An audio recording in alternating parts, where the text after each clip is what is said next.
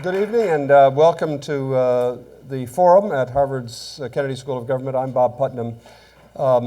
I'm here really to rejoice in the fact that we're going to have a very interesting opportunity this evening to hear one of America's most influential preachers and someone who, if you'll allow me to say this, Rick, is to civil society and religion in America what Sam Walton is to retailing. Sam Walton has transformed retailing in America, and whether you want to buy at Walmart or not, you can't understand the economy in America at the 21st century without understanding what Sam Walton has created. And if you want to understand how American society, religion, and perhaps even politics are being transformed, you won't be able to do it without understanding and listening to Rick Warren. Rick, we're delighted to have you here. David, will you introduce our speaker?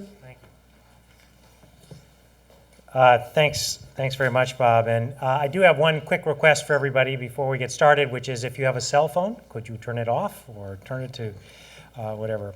I'm very, very honored to introduce tonight's speaker. Religion and spirituality have been central to American life and life around the world for centuries. And it also plays an increasing role in our political lives, our community lives, and obviously our deeply personal and business lives.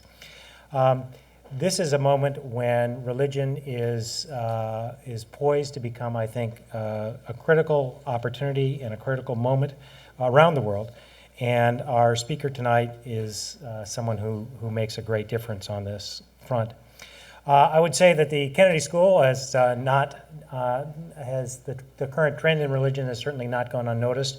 The Hauser Center's program on religion and public life was actually launched in 1999, and it focuses on the relationships between religion and American life as it relates to policy, democracy, governance, and nonprofit organizations.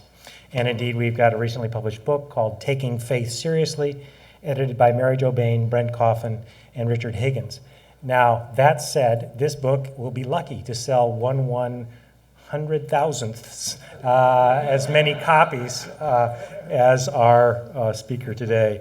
One of the nice things that is going on right now, a very important thing, is that there's a major new project underway that spearheaded by Bob Putnam and funded by the Templeton Foundation that's going to focus on the changing role of religion in contemporary America, and Rick Warren will be very much a part of that activity, and we look forward to working with him very, very closely. I should say you've got to admire someone whose two mentors in life were Billy Graham and Peter Drucker. Rick Warren is that person. He's the founding pastor of Saddleback Church in Lake Forest, California. He and his wife Kay began the church in their home in January 1980 with one family in attendance. If it's still being held in their home needs to be much bigger. It now has 80,000 people on the rolls and 20,000 in attendance each week. At Saddleback, Rick has created and pioneered a purpose-driven church paradigm for church and church health as well as individual. There are more than 320,000 pastors and church leaders from 120 countries who've attended purpose-driven church seminars in 18 languages, and tens of thousands of churches have adopted this strategy. Peter Drucker, the aforementioned Peter Drucker, Dean of American Management, calls Saddleback's mega church model the most significant sociological phenomenon of the second half of the 20th century. Pastor Warren has had an impact also on American society in many other ways. He delivered the invocation at the gala celebration on the eve of the recent presidential inauguration. He later met with 15 U.S. senators from both sides of the aisle to discuss plans to enlist Saddleback's global network of 40,000 churches in tackling issues of poverty, disease, and ignorance. Indeed, these very kinds of issues have been central to Rick Warren's life and to his going-ahead future. Indeed, he leaves from here today to visit Rwanda, Uganda, and Kenya to think about ways in which to advance those things. And then there's his book, his most recent book, The Purpose-Driven Life, which says meaning in life comes through God's purposes and has sold 20 million copies over the past 2 years. It's the best-selling hardback in U.S. history. Time magazine named Pastor Warren one of the 17 people who mattered most in 2004, and most recently ranked him at first among their list of the 25 most influential evangelicals in America. it is my very great honor to welcome Pastor Rick Warren to the forum. Thank you. Appreciate it. Thank you so much. Thank you, everybody. Well, I can't wait to hear what I'm going to say. Thank you for inviting me to Harvard. It's great to be here. I have looked forward to this. You know, this university was started originally to train pastors, so I feel right at home. And when you're all through, I'm going to give you your all ordination papers. So that'll be your new Harvard education.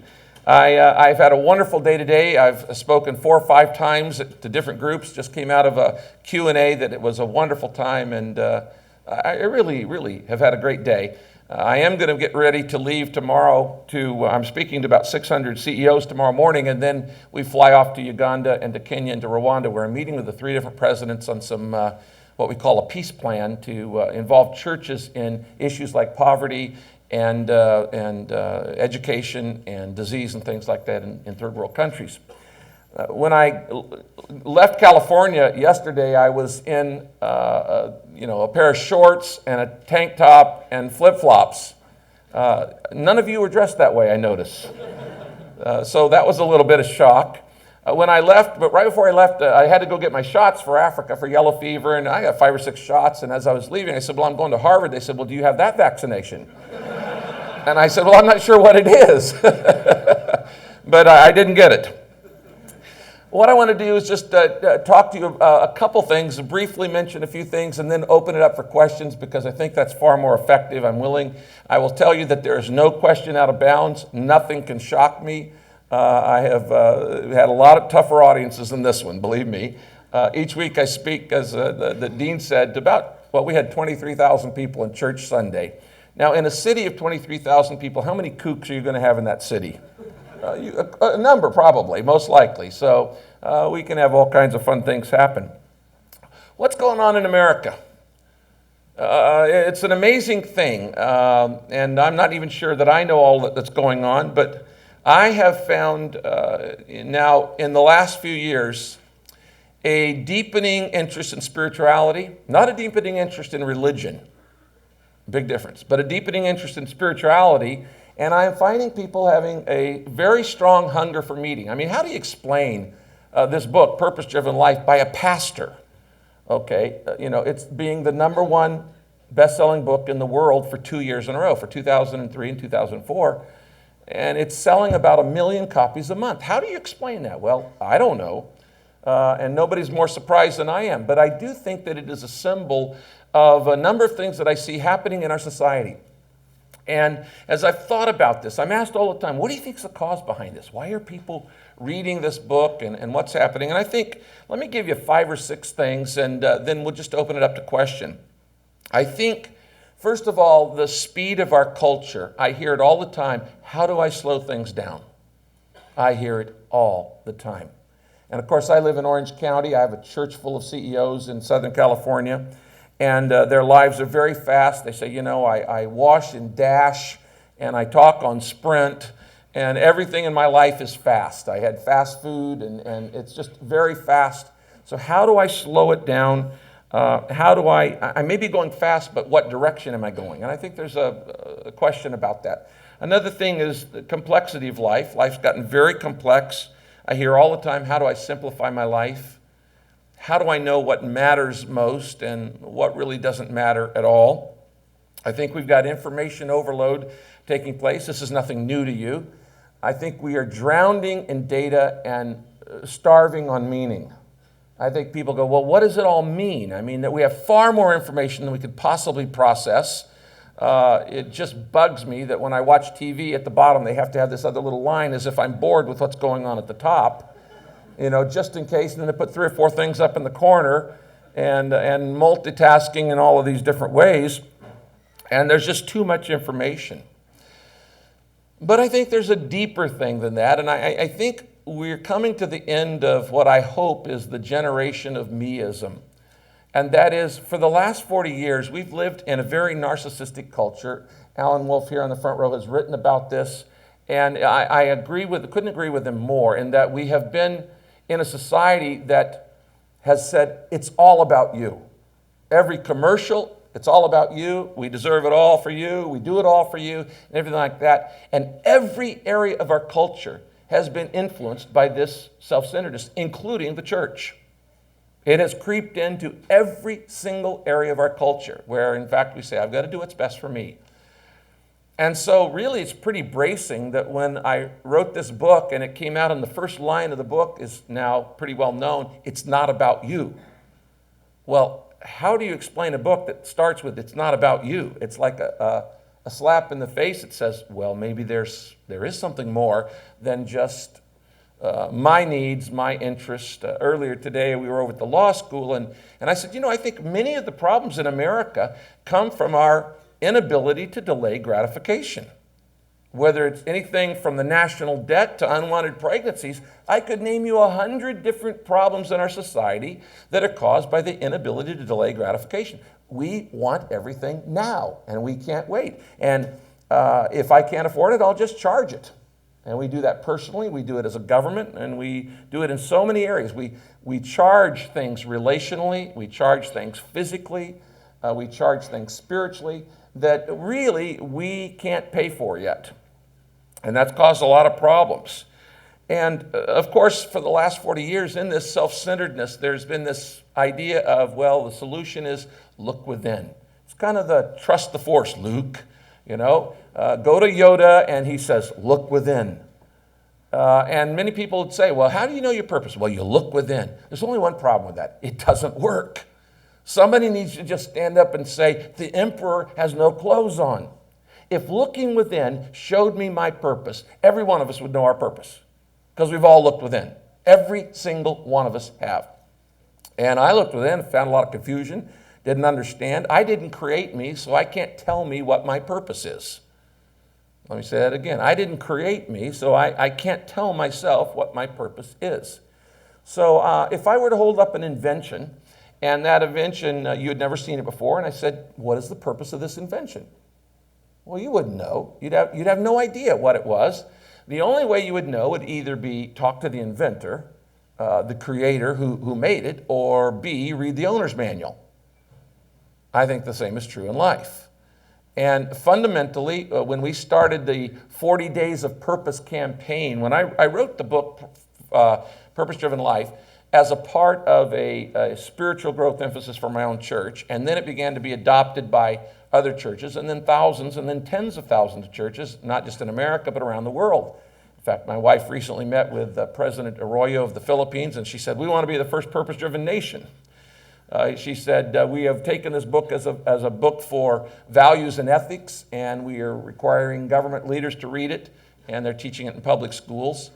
I was sat at a table the other day with the Minister of Commerce from Paraguay, and he didn't speak English, and I was trying to explain to his wife what I did, and I handed her my card, and she spoke English. And when she finally translated the term purpose-driven to her husband, he said, oh, tell him I'm on day 38. And he said, the president and I are going through this. And I have heard this story 1,000 times over around the world. I mean, some very unusual people have asked for autographed copies, like Fidel Castro and others that just, and I'm a pastor and I'm going, what is going on here? And so I see this hunger for meaning, hunger for purpose that people are looking for, and just looking within isn't enough. Right along with that is something that my friend Bob Putnam has written about really eloquently, is that we are better together. And I think at the end of a hopeful narcissistic period that we were moving more toward community because we really are better together. People ask me all the time, now where do you stand on the spectrum politically? And I say, well, you know what? I have friends who are Democrats and I have friends who are Republicans, and I'm for my friends. I'm not for the left wing and I'm not for the right wing. I'm for the whole bird. I'm an American. And God called me to be a pastor, not a politician. So I don't make policy, but I do have friends on both sides and try to help those any way I can. But we are better together. You know, the old Three Dog Night song, one's the loneliest number. Well, it's true. And there's an epidemic of loneliness in our country. An epidemic of it, because people have lost the ability to create community. I can talk a little bit about that if we want to in the information or question answer time. I think another thing that people are tiring of in our society that I've noticed that is creating this spiritual hunger is this disposable society where everything is disposable. You know, cameras are disposable, and contact lenses are disposable, and marriages are disposable, and that creates a longing for something, as Jim Collins called it, is built to last. Is there something that really lasts? What are the things that last? Toffler, years ago in I think it was Future Shock, talked about that in times of rapid change, which we are in right now, and it's increasing, the speed of change is increasing, that we need what are called islands of stability. We need islands of stability, things in our lives that don't change, that we can hang on to. And that's one of the things I've done in my church. When I started Saddleback Church, as the dean mentioned, I was 25 years old. I'd finished graduate school. I moved to Southern California with no members, no building, no person. I didn't know a single person in Saddleback Valley. And we started from scratch. The first guy I met was a realtor, and he became my first member. And we started with 7 people. And as we began to grow, we said, well, let's build on something that lasts. Let's build something that stays. And I made a commitment to spend 40 years in one location, that I would stay as a pastor of that church for 40 years. And so now I'm at the point where I've had an entire generation grow up. My daughter was 4 months old when I started the church, and today she has a daughter and has another one on the way. So I've watched an entire generation grow up, and the next one's coming through. And that is great stability, because I've been through all these kids who were babies that I watched grow up, and I counseled them and married them, and now they're having babies. And that gives some foundation to people when everything else seems to be changing. I think another factor that we see in culture that's creating this spiritual hunger, and we have seen some of that show up in the election, and I'll talk about that too, is a real desire for personal transformation. I mean, you have figured out now that these reality shows are a big deal. And the whole issue about total makeover, everybody is into this right now. I don't know how big it is here in Cambridge, but I want to tell you, everybody wants their life transformed. They don't want it just informed. They don't want it inspired. They want it transformed. And these extreme makeovers of, can you change my life, feeds into this spiritual hunger. I think along with that, since 9/11, I think people have thought about the brevity of life, that we're not guaranteed anything, that's an issue that comes along, and we're more aware of that than maybe we have been in the past. So what I'm trying to do is I'm trying to help people move to what I call a third level of living. At the lowest level of life is the survival level. And the survival level is basically you're just getting by. Now, by the world's standard, nobody in America is at the survival level. The poorest of the poor in our country do not have the problems that much of the world has, which is, am I going to have a roof over my head? Will I have my next meal? Some things like that. So we don't have really many people in survival mode here in the United States, except in emotional survival level. And I find a lot of people at that, where they're basically holding on. They put in their time, live for the weekend, and dream of Tahiti. Get up in the morning, go to work, come home, watch TV, go to bed. Get up in the morning, go to work, come home, watch TV, go to bed. Maybe go to a party on the weekend and think, I'm living. No, they're not. They're just existing. And so there's got to be a meaning. There's got to be a purpose behind what you're doing. Most Americans, however, are not at that survival level. They're at what I call the success level. And the success level, in a word, means options. When you are successful, you have the option. If I want to go eat out, I can. Even if it's at a McDonald's, I can go do that. If I want to go to a movie, I can go see a movie. Success means options. But in the last few years, there have been a number of books that came out and said, if I am successful, why do I still feel unfulfilled? If I am so successful, why do I still feel unfulfilled? Or as one book says, if I'm so successful, why do I feel like a fake? And it's because we were made for more than success. We were made for a third level that I call significance. And significance comes from knowing the purpose of your life. It comes from having meaning and knowing that your life matters and knowing those purposes that you were put on this planet for.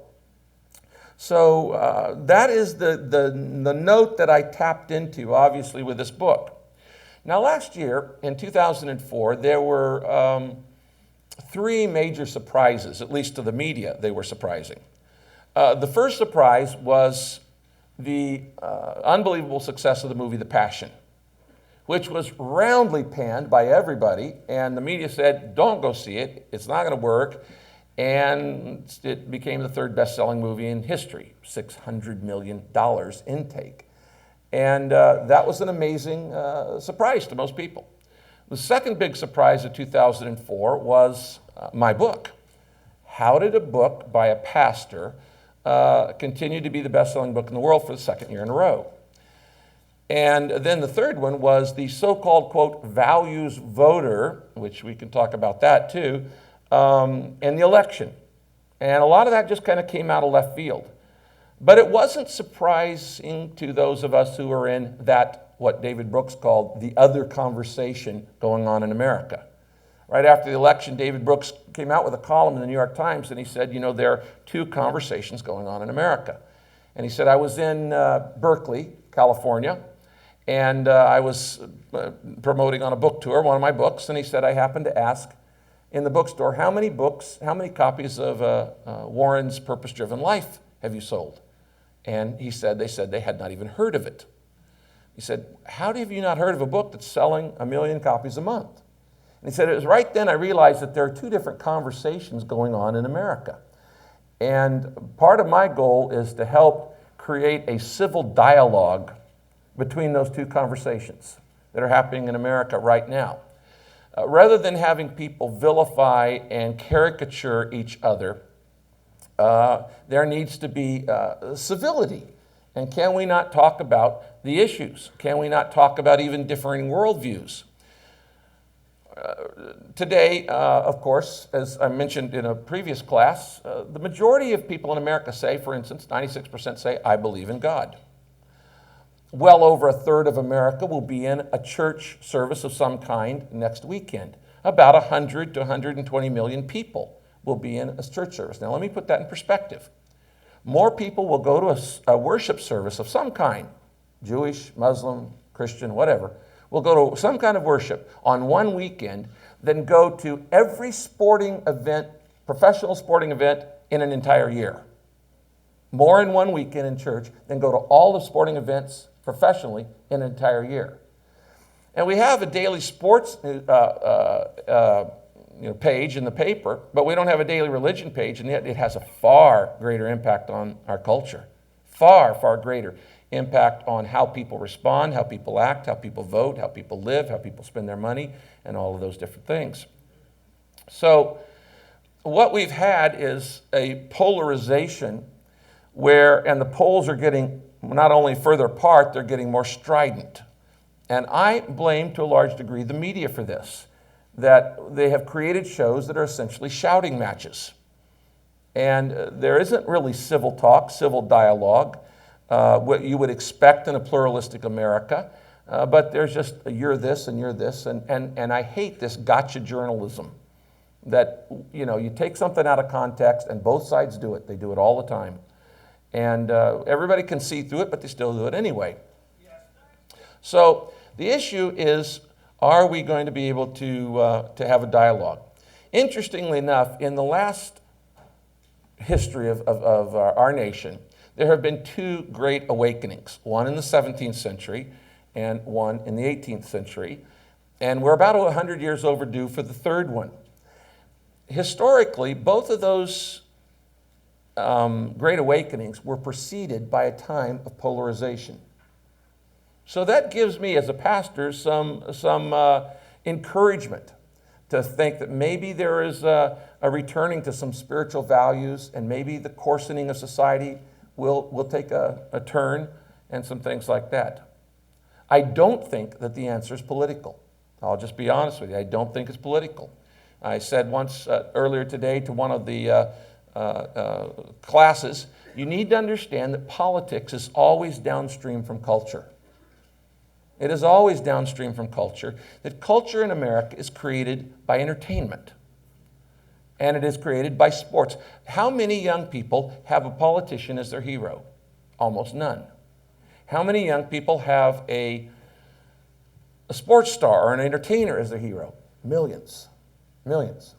And so once we get down the pike to government, I mean, for instance, when you start debating things like gay marriage, are we going to have a law to legalize or to make illegal gay marriage? Well, I hate to tell you this, but once you get to a law, it's already in the culture. It's in the water system. The issue has already been dealt with because it started upstream. And so while I know I'm speaking in the Kennedy School of Government, I would say that we just have to look at government as a noble calling, but also that it is not the savior of our society, that there are limitations. And we intentionally built checks and balances into our government that makes progress painfully slow. Painfully slow. It takes almost Herculean effort to get anything accomplished because of the way that we're set up. So having just gone all over the field just now, I will open up the conversation to any question you want to ask about any of the things that I talked about or anything else. Dean? All right, as is our wont, we'll now open up for questions. There are microphones located here, here, here, and here. We'll just go around. I just remind you of our ground rules. First of all, questions should be short. There should be one question per person. I'd like you to identify yourself. And the best questions have the characteristic of not only being short, they end with a question mark. And so I'll start right here and give a question. All right, thank you. Hello. Yeah, good evening. My name is Edward Kibirigi. I'm a graduate of this university. Hi, Edward. And well, first of all, thanks for having written such a great book. I've enjoyed it myself tremendously. And my question deals with this. One should explore this issue you were talking about, the polarization in America, specifically the divide in the church, reflected along, say, racial lines in America. For example, we have what the media refers to as a religious right in America, which tends to vote Republican and have you believe that God is a Republican. And let's say on the other side, we may have, say, for example, just to take one example, the African American church, which tends to be theologically as well as culturally conservative, but yet tends to vote Democratic Right. in America. So I guess my question is there a Christian position on such issues as the capital gains tax, gun rights, the war in Iraq? Yeah. Is there a Christian position? In other words, is Good question. One who votes for, Sure. I don't know, who opposes the war in Sure. Iraq, are you? Well, obviously, well-meaning Christians are on both sides of every single issue. And first, do I believe that my faith should inform my politics? Absolutely. If my faith does not influence my politics or anything else, it's not much of a faith. In fact, if I segment my life and say, well, I keep my spiritual life over here, and I keep my sex life over here, and I keep my family life over here, and my business life over here, and I compartmentalize my life, it means one thing: I lack integrity. Integrity means it is integrated, it is holistic, it is together in a whole. And so if one area of my life does not affect the other area of my life, I am lacking integrity. And so it has to influence. My faith has to influence my decisions. Is there a, quote, church decision on a particular issue like you just said like that? No, I don't believe that at all. But I believe that in your own conscience, you should come up with it. Now, going back to this thing about the election, I don't really buy the issue of red state versus blue state. I don't buy it at all. If you really look at it, it's red counties versus blue counties. And specifically, it's urban areas against the rest of the nation. I come from California, which is almost as blue as Massachusetts. Okay, it's a very, quote, blue state. But when you look at it, it's all red except for LA and San Francisco. Now, during the 2004 election, President Bush carried 2,500 counties, and John Kerry carried 500 counties. Now, they were almost equal in popular vote. Obviously, the president got more, but it was not as lopsided as the counties would look. If you look at a map of America, it looks all red except for the blue areas. And those areas, urban, for instance, John Kerry got, I believe, 92 or 96% of Manhattan. You don't get any bluer than that. You don't get any more urban than that. Now, what is the issue here? It's urban values versus other values. Now, what's happening in urban areas? Well, there are a number of things which we could spend the rest of the evening on, but one of them is urbans have a higher percentage of single adults than rural or suburban areas. And any poll will show that married people tend to be more conservative than single adults. It's just poll after poll, Pew Trust, and on and on. Married people tend to be. That's not true, and I'll tell you, generalizations are generally wrong. So when you make a generalization about anything, you can always find an example that's an opposite. But when they began to talk about these values of voters, it was really kind of a myth, because which set of values are you talking about? You see, there are both social values and there are personal values. And historically, the Democrats have championed social values like justice, equality, poverty, against prejudice, the social values of society. That's a Democratic tradition. Republicans have traditionally handled the personal values of personal morality and family and things like that. Well, which is important? Well, the truth is they both are. They both are. And if you were, and you were just talking about that how Christians, that white Christians would tend to go with these and the black Christians tend to go with these. And it is true. It is very true. And I honestly feel like that if there were a candidate that truly espoused both of those, he might get 80% of the vote. I really do. Because the fact is they're both right. And they both have important values. Now, one of the issues might be, what is the role of the church as opposed to what is the role of the government? And that's debatable, and I think that's a good debate. Yes, sir. Pastor Rick, my name is Joey. I'm actually from Lake Forest, California. So oh, you're kidding. Good to have you out here, a fellow comrade from California. Mike, I have a quick question for you. Well, a quick question that might require a long answer. Have you been disappointed by the way that either of the parties, the Republicans or the Democrats, have handled religion, particularly in this past election? And what suggestions would you give to a Democrat? What suggestions would you give to a Republican to handle the issue of religion better as we continue this public discourse in years to come? Yeah, right. Well, it's a good question. I think the first thing that I would say is, let's just be honest about 3 or 4 things. First, let's don't try to rewrite history. America has religious roots. Anybody who doesn't see that is really a revisionist. And that's not saying we're not pluralistic. We are. Are we a Christian nation? No, we're not. We are a pluralistic nation. But America had 2 sets of founders. We had the planting founders, which were the Puritans, that came 150 years earlier and came to America for specific religious reasons. They did not come for economic reasons. They came to America for religious reasons, and they started the Puritan colonies. 150 years later, we had the founding fathers, our second set of fathers, who wrote our declarations and things like that. Between those two, we had the first awakening, which had profound effect on the thought life of those who were the framers of both our Constitution and our Declaration of Independence. So I would say both Republicans and Democrats, let's just admit that we started with a religious basis. I think then second thing, and don't try to rewrite history. And that's why these issues of like, are we going to remove "In God We Trust" from a coin or "One Nation Under God" from a flag, to me are silly arguments. Do you really think anybody has ever been converted by either of those phrases? Okay, oh, come on. No, of course not. Of course not. And it does not bother me that when I go to Thailand, in the capital there, they have Buddhists. It's a Buddhist country, okay? It was founded by Buddhists.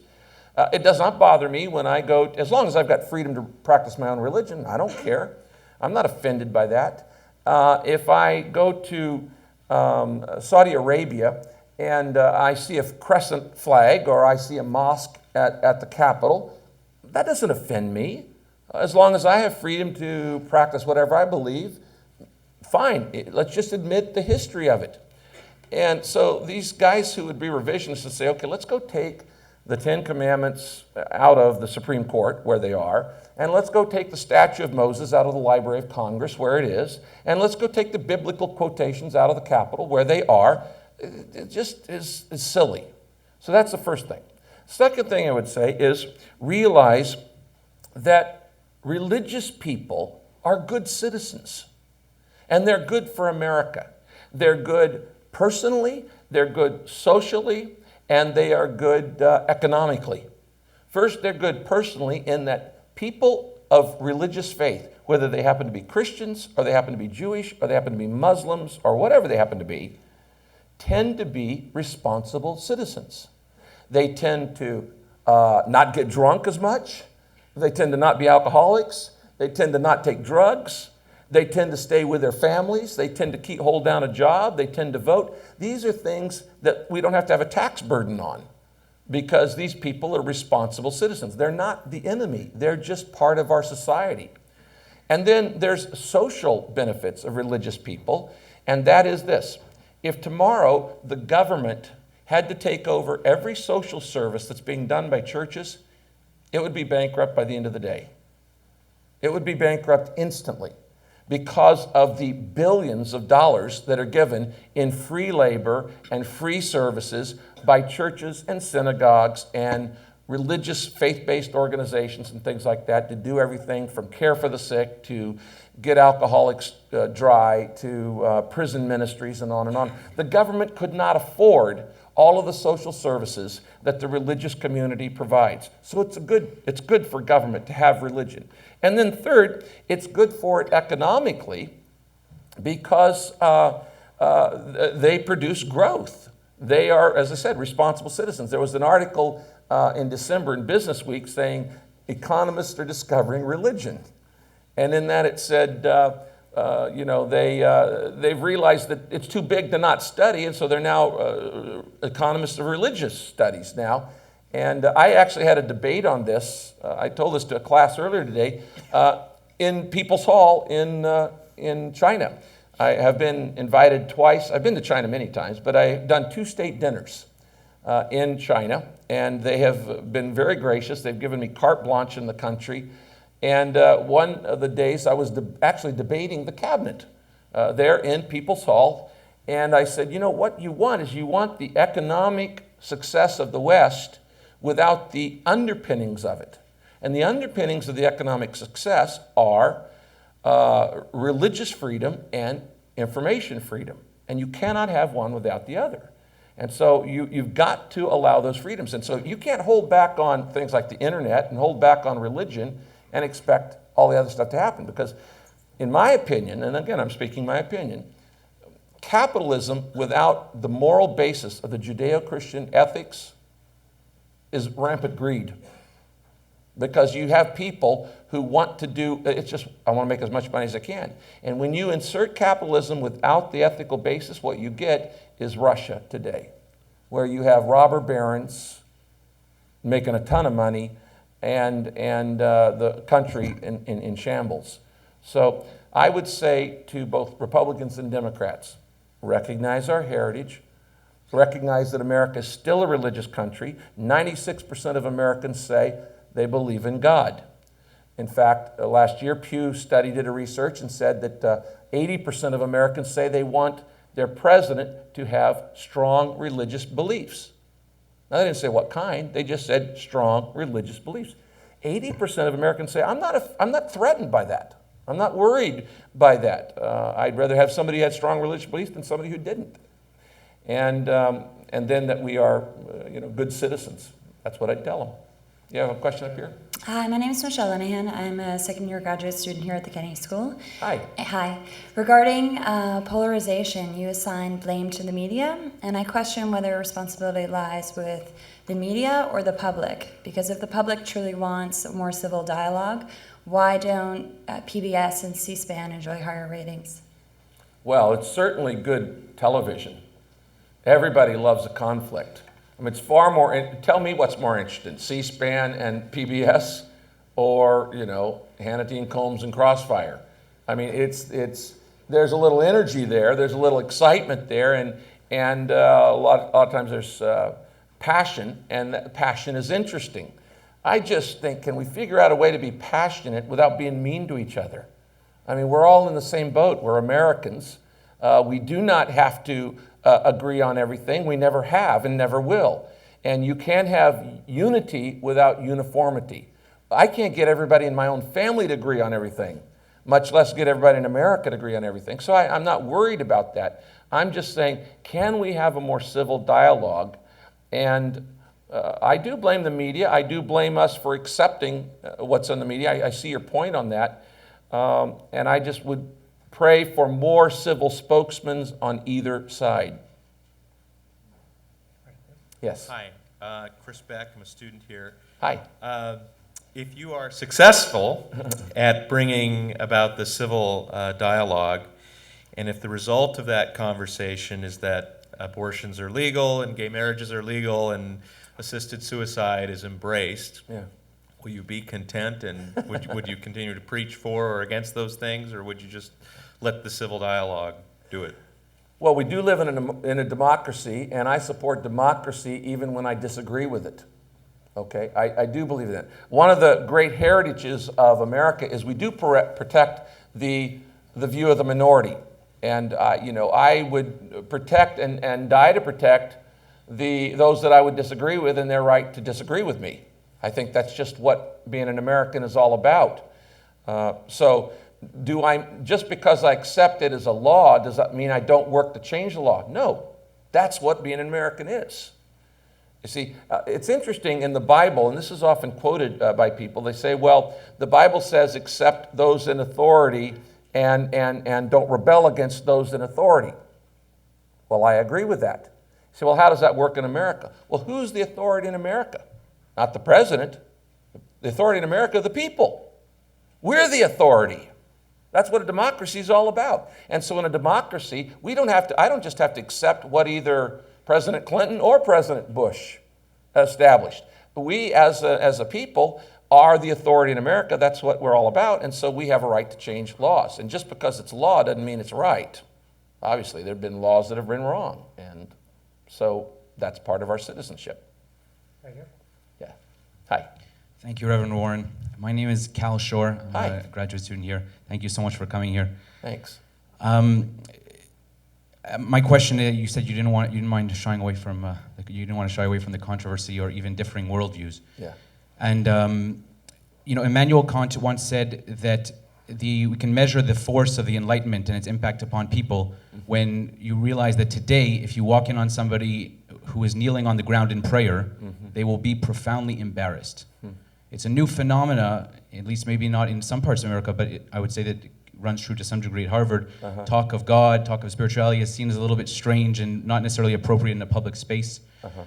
And yet at the same time, I think that that's also a move up for religion, because you know, Abraham Isaac Cook, one of the great religious personalities of this century, used to say that there was a spark of divinity in atheism, because atheism kind of purified the dross from a very negative understanding of religion, an immature one which was full of ethnocentric rigidities, sexism, marginalizing minorities. And so if we move towards a view that is kind of a materialist or physicalist, non-religious worldview, it's actually a move up, and hopefully we'll get to a place where we have a post-conventional worldview, one that has a post-rational spirituality. When you talk about a move back to religion, are we moving back? Are we moving back to a religion that we're kind of happy that we might have moved away from? Because religion has obviously done some terrible things. Or are we moving, are we evolving? Are we embracing a greater scope, one that goes beyond the scientific materialist and pluralist approach, one that is full of spirituality and depth and meaning, but does away with the kind of lesser forms of religious interpretation? Right. Well, there's multi-answers to your question. In the first place, I would not even call myself a religious person because and I'm sharing a testimonial here, I would say I am more interested in having a relationship with God than a religion. To me, I define religion as man's attempt to get to God. And I have studied all the major religions, many of you have too, and they all just have a different way to get to God. Now, anybody who has studied religions know that they are mutually exclusive. You cannot just say, oh yeah, I believe them all. That's impossible. You just can't. The truth is, one of them will be, you're betting your life on something. Okay, every one of us in this room is betting our lives on something. I am betting my life, I'll be real honest, I'm betting my life that Jesus Christ was who he said he was. I'm betting my life. Okay, if I'm wrong, I'm wrong. But everybody's betting their life on something. And you better study what you are betting your life on. Now, the problem today is what I see and what you're talking about is this issue of tolerance. And we talked about this early, Bob, that tolerance has been redefined. Tolerance used to mean I respect you and I treat you with dignity even though we have totally opposite worldviews. Okay, that's tolerance. That I respect you and I value you as a human being and I treat you with respect even though we're totally opposite worldviews. Tolerance has now been redefined to say that all ideas are of equal value. Well, that's nonsense. It's not only irrational and illogical, it's impractical. Okay? To say the earth rotates around the sun and to say the sun rotates around the earth are equally valid is impossible. To say that red means stop and red also means go is impossible. So all ideas are not equally valid. And I could say Jesus is God, and I could say Buddha is God, and I could say Ronald McDonald is God, and Elvis is God. Well, fine, take your pick, but they can't all be equally valid. Okay? Just be able to defend why you believe what you believe, but they cannot say, well, yeah, they could all be right. That's not true. So tolerance should be more a matter of showing respect for each other in spite of differing worldviews. Now today, I see fundamentally two worldviews in conflict in America. And really when you get down to a lot of the debates, it comes down to these two worldviews. And the difference in the worldview is primarily, am I going to define the world in terms of rich versus poor, in economic terms? Or am I going to try to define most of the world problems in terms of good versus evil? Those are fundamentally different worldviews, and they are not compatible. And that one of them has to be a primary worldview. Obviously, I come down on the fact that there is evil in the world. A lot of people don't believe there's evil in the world. I look at 9/11 and I say, that was evil. I go to Rwanda tomorrow where in 100 days millions were killed in genocide. I say, that was evil. I don't say, well, that's up to you, that's your view. No, it was evil, okay, in that genocide. And so, do I explain the problems away in terms of, well, it's the rich versus the poor, or do I explain it away in terms of good versus evil? And those, you may come down on either side, but fundamentally, we still need to show each other respect. Right here. Hi, my name is Scott Taylor. I'm a student here at the Hi. county school. Thanks for being here. Thank you. I'd like to know, can someone who doesn't believe in God lead a purpose-driven life in the same way that a Christian can? And why or why not? And Yeah. if not, what are the implications for Right. building community and Right. bridging the polarization? If you're asking, can people get something out of the book who aren't evangelicals, the answer is absolutely. No, I'm In not fact- asking about your book. No. I mean, can people who don't have faith in the same way that you do Yeah. still lead a purpose-driven life in the way that you're describing? Of And course, if you redefine purpose-driven. In other words, you make up Okay. your own definition of it. My definition of purpose-driven is this: you are not an accident. That there are no accidental people on this planet. That God had a purpose in every birth. That there are accidental parents, but there are no accidental babies. I believe there are illegitimate parents. I do not believe there are any illegitimate children. I believe that God had a purpose in your life and in my life, and that before, I'm giving you my definition of purpose-driven, that before you were even born, God thought you up and wanted you to exist. And you are not an accident. My wife is, quote, an accident. But because she wasn't aborted, I have 3 kids and a grandchild. So that's why I take the stand that I do on, for instance, abortion. So my definition is this: you were made by God and you were made for God. And until you understand that, life won't make sense. I believe that with all my heart. That is my definition of purpose-driven. Now, if you take that and say, a purpose-driven means somebody who just has a purpose in life. Well, yeah, if you change the definition. See, fundamentally, you only got three options in life in discovering the purpose of life. One of them is the what I call a philosophical approach to discovering the purpose of life. And that is take a seminar with a professor here in philosophy and go to Starbucks and sit in a cardigan sweater and your pipe and talk and ask questions like, why am I here? Where did I come from? Where did I go?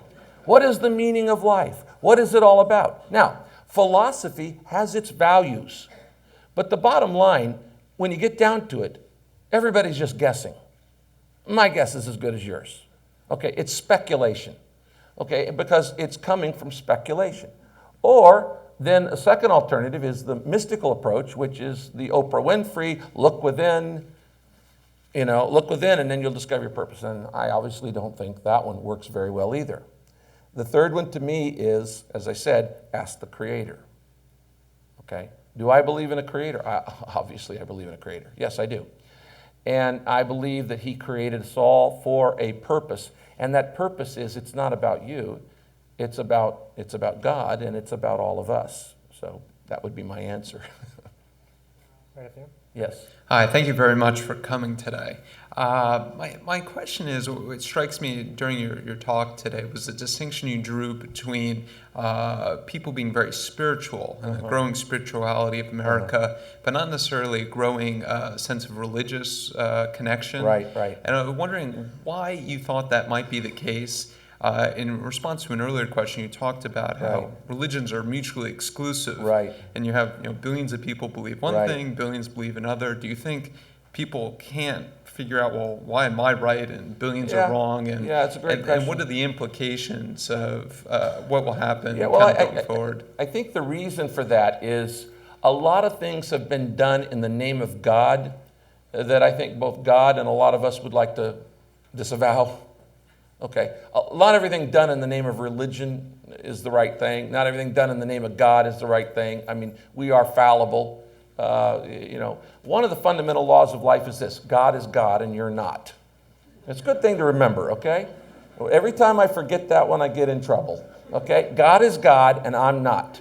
And it's kind of like that old Chevy Chase skit on Saturday Night Live when he said, hi, I'm Chevy Chase and you're not. Well, God says that too. And he says, I'm God and you're not. And so today, I think in many ways, it's sad because Americans have been inoculated by what they think is Christianity, and it's not the true thing. A lot of things are done, and a lot of it, again, has to do with those who get on TV and pontificate. Okay? There are certain personalities that stand up and they speak, and people think, well, that's what a Christian is. Okay, now let me just explain something. The religious right is not the same thing as a fundamentalist. And a fundamentalist is not the same thing as an evangelical. Okay, they are totally different species. I am an evangelical. I'm an evangelical leader. But I'm not a fundamentalist and I'm not part of the religious right. And so, but anybody who would say, well, he pastors a big church, he must be in the religious right. That's a stereotype. That's as much as a stereotype of a black person or a Jewish person or something else. That would be totally inaccurate. And so we get inoculated. That's why Christianity is exploding everywhere in the world except Western culture. The future of Christianity is south of the equator. It is not in the West. And the greatest expansion of Christianity is happening in South America. It's happening in Asia. It's happening really strong in China. It's happening in Africa. In fact, the fastest growing churches right now in the world are in China. It's Guangzhou province specifically, where in the last 3 years they've added 60,000 new churches in 3 years. Millions of new believers, converts, which happened to be the same place that SARS broke out. It's interesting that it happened to be in the same location, but in being inoculated, there's this religiosity, and I differentiate between churchianity and Christianity. They are not the same. When I started Saddleback Church, to start the church, I went door to door to just talk to people. When I got there, and as I said, I was 25 years old. This was in 1980. And I said, let's be a church for people who hate church.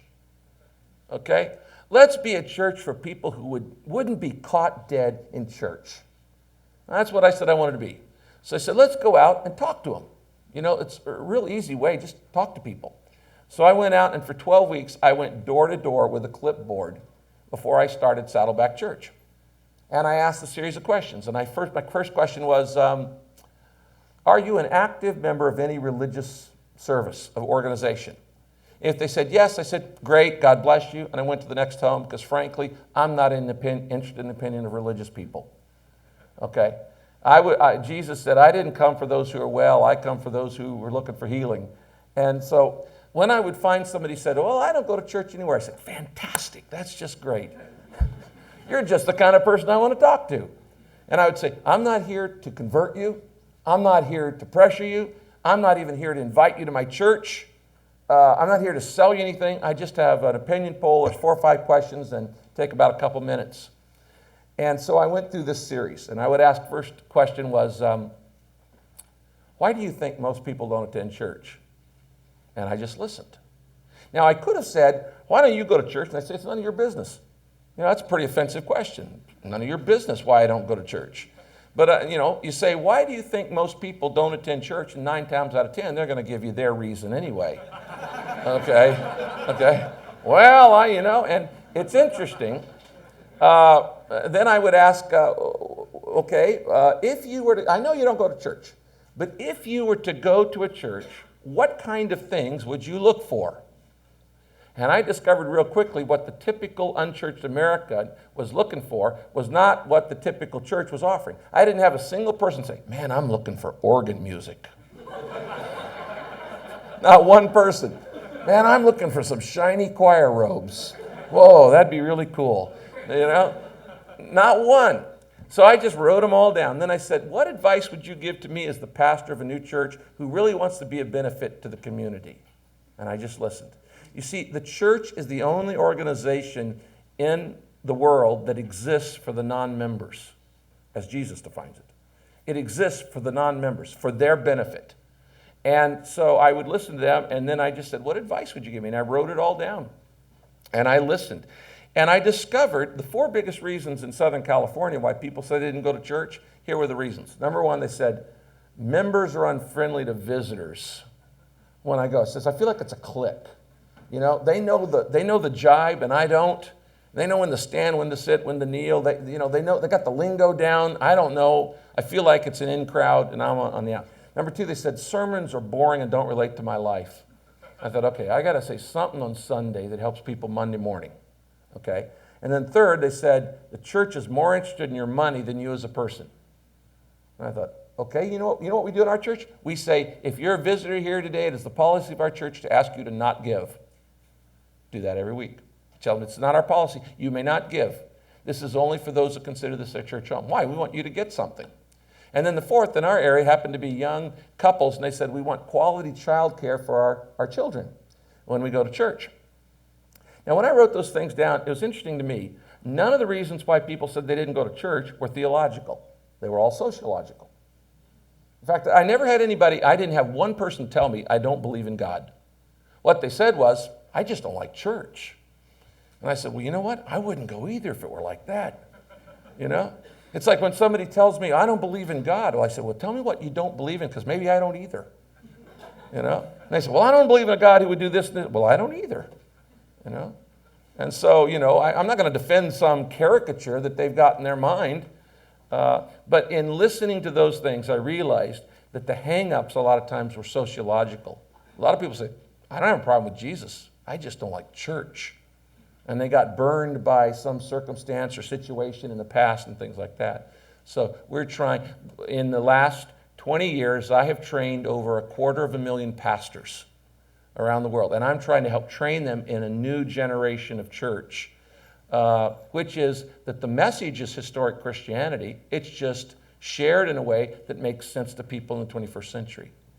We have the message must never change, otherwise it's heresy, but the methods have to change with every generation. Yes? Okay, thank you. Thank you. It's an honor to be here. My Thank you. question concerns the capitalization of the evangelical movement in the United States, especially as the center of capitalism. The T-shirts, the CDs, the keychains, the bumper stickers. And as someone who has a book out himself with cassettes and CDs and more books and more books. No mugs. Sorry? No keychains, no No mugs. keychains, not yet. No and people- purpose-driven diet plan. Clearly, I'm not using it. Give them a couple months. And people seem to feel as though they can buy into this. Yeah. And they're getting more and more. Thank you for asking that question, because it is something that I hold very dearly, that I think that the mass commercialization of a lot of things rob it of its vitality and rob it. And I guess I'll go ahead and share this with you. I shared it in one of the classes. I had to struggle with, what do I do with this? When the book came out and became, as I said, the best-selling book in American history, it brought in a ton of money. Can I add a footnote? Sure. Could you include in this the way the church can hold itself accountable? I sure will. It brought in a lot of money, and it also brought in a lot of notoriety. My life was pretty well set, and I only had two goals in life: pastor the people in my church that I love. And you love people or you don't. Now, you can fake it for a couple years, but you can't fake it for 25. Okay, after 25, they know you either love them or you don't. My people know that I love them and that I'm giving my life for them, because that's what leadership is. It's serving people, not being served. Because there's little Saddams everywhere. There's Saddams in every church, in every government, in every school, in every homeowners association. You know, give them a little bit of power and they're that. But I had to say, what do I do with the affluence and what do I do with the influence? Because all of a sudden I started getting invited to, meet with Hollywood producers and talk with them about their spiritual life, or meet with Wall Street moguls and talk with them about their spiritual life, or go to the Capitol, or come to Harvard. And all of this was a whole different realm. You know, I'm a pastor, okay? And so I'm going, what am I supposed to do with this influence, and what am I supposed to do with this affluence? And my wife and I won't go into all the details, but we, using Scripture, came to a couple conclusions about our own lifestyle. First, we said, I'm not going to change my lifestyle one bit because of this money. And so I still live in the same house. I don't own a mountain home. I don't own a beach home. I still drive a Ford, although I'd love to have one of those Hummers. But I just said, I'm not gonna let the money change me. Second, 2 years ago, I stopped taking a salary from my church. Third, I added up all that the church had paid me in the last 25 years, and I gave it back. And I did that because I didn't want anybody to think that I did what I do for money, because I don't. I don't. I love God and I love people, and that is my passion. And I did, and sure enough, the very next week I was interviewed by Newsweek or Time, one of those, and the first question was, what's your salary? Because so many people who have not been in church are so skeptical of pastors, and they think they're only in it for money. And I said, well, actually, I've now served my church for free for 25 years. Then we set up 3 different foundations. One of them is called Acts of Mercy, which my wife leads, which helps those infected and affected by AIDS, and that's why we're going to Africa. She just got back from Thailand and Cambodia and India, and actually served in Mother Teresa's home while she was there. And so we made these decisions, and then the 5th thing we did is we became reverse tithers. When my wife and I got married 30 years ago, we began what's called tithing. That's giving 10% away to charity. And each year we would raise that a percentage just to stretch ourselves to become more unselfish. Today, my wife and I are reverse tithers. We give away 90% and we live on 10. And that, I will not let materialism or that mass commercialism change my life. This last year, my wife and I gave away $13 million. Okay, I'll just let you know. I'll just be upfront about it. Because I will not let that very issue ruin what I want to get done in the world. So then the issue came up, that's how to deal with the affluence. How do you deal with the influence? Okay? I don't think that God gives you a platform for your own ego, and I clearly have a platform right now. So what is it for? As I read Scripture, I came to Psalm 72, which is Solomon's prayer for more influence. And it sounds like a pretty selfish prayer if you read this prayer. He says, God, I want you to make me more influential. I want you to bless me. I want you to spread my name. I want you to give me influence. And it sounds pretty selfish until you read the rest of it. And he says, so that the king may care for the widow and orphan, support the oppressed, deliver those who are in prison, care for the immigrant. And it basically goes on and it gives a laundry list of the marginalized of society. And in that time, I had a very spiritual experience where God said to me that the purpose of influence, and when I say said to me, I've never had God speak aloud. It's just in your mind. Why does he need to talk aloud? He doesn't. He can put an idea in my mind, okay? So, I mean, if we can do email, God can do mind meld, okay? All right? I mean, if the TV can pull something out of the air, well, God could put something in my mind just as easy. So I've never heard an audible voice of God, but he said to me, the purpose of influence is to speak up for those who have no influence. The purpose of influence is to speak up for those who have no influence. And I had to, in a biblical term, say, I repent, God. I am sorry. I live in a very affluent, suburban, Southern California area where there aren't homeless people on the street. I have a church full of CEOs and entrepreneurs. And yet I thought, how did I miss the 2,000 verses in the Bible that talk about caring for the poor? How did I miss that? My cultural blinders were on. And so I committed to the rest of my life what Kay and I have now developed called the Peace Plan. And it is a plan to help the several 100,000 churches in our network around the world in 160 countries do a thing called PEACE. Partner with churches as the distribution channel to equip leaders, assist the poor, care for the sick, and educate the next generation. And we're doing a 2-year prototype of it right now in 67 countries. Part of this tour that I'm going to is a scouting tour for that. And in January this next year, we're going to go public with it. Of course, I guess it's going to be public now on this thing. But that will be, I am praying for a second Reformation.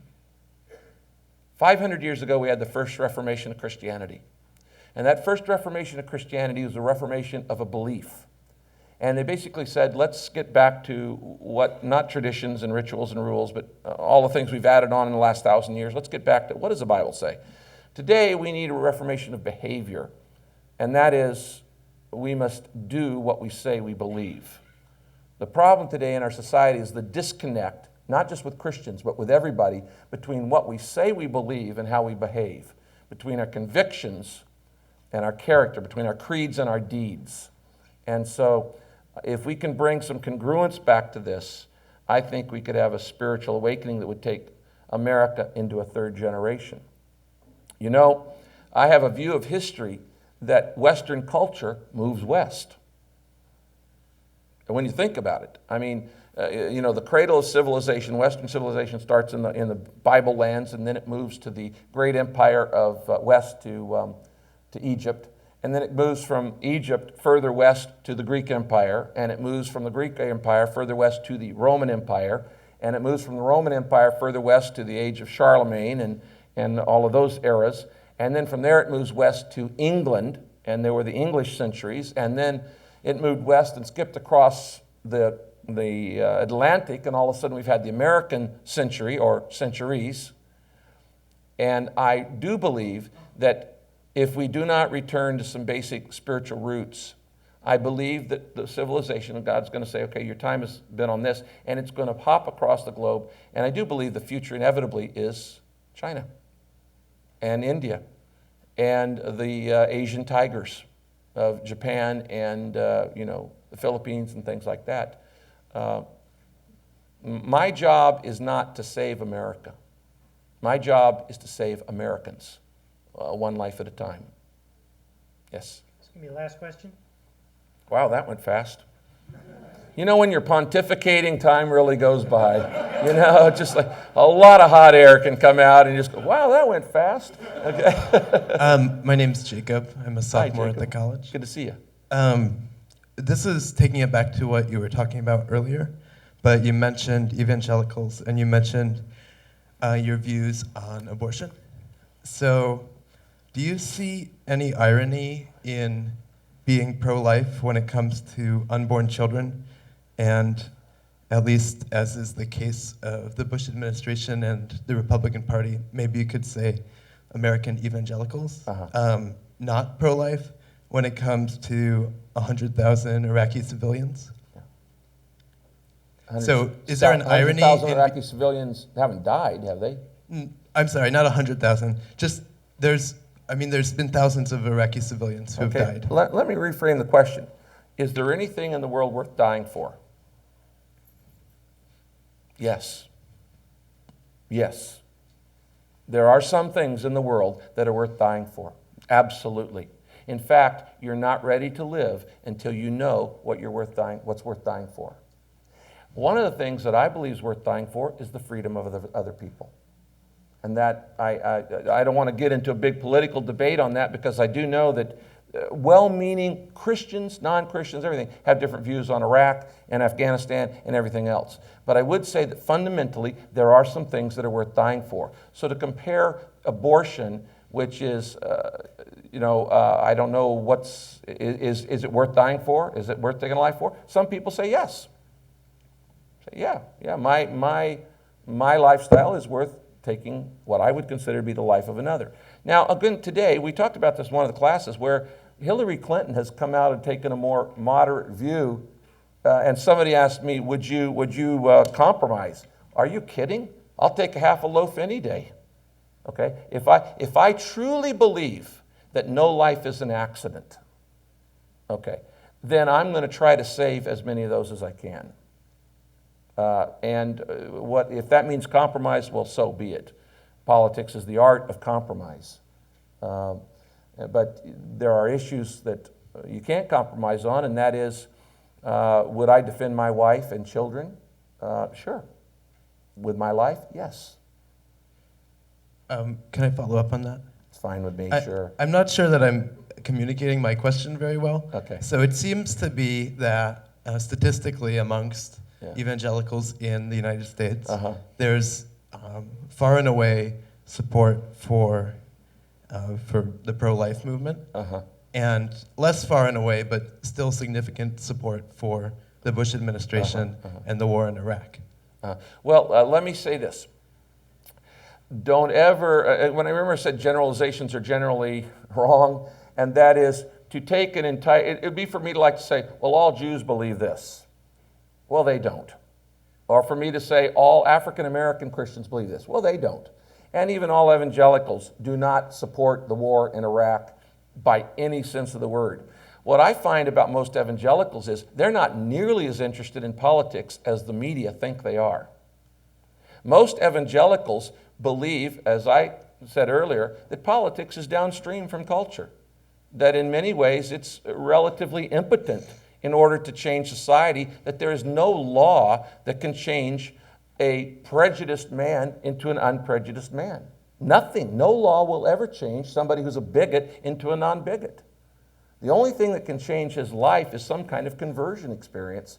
That's a heart issue, and the government cannot change hearts. So I think evangelicals have a more realistic view on the limitation of government than many others do, who, because they don't have a faith, maybe expect the government to be more of the savior for all of the problems. We don't. We don't expect them to, and the truth is governments come and go. And no matter who's in 4 years, somebody else is going to run for it.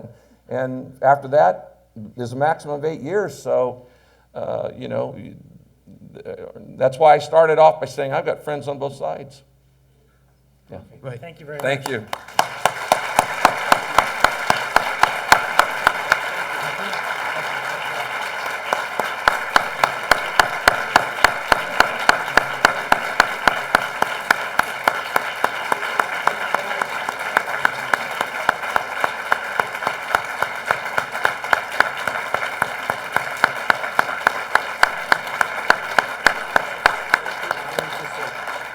I'd like to just say thank you, Dean, thank you, Bob Putnam, for getting me here. for the Cigarro Institute, and for all of you who've been so gracious. And it's very clear I did not need an inoculation. That's good. Have a safe trip home. Thank you. Thank you. Thanks a lot. Thank you. That was fun. So.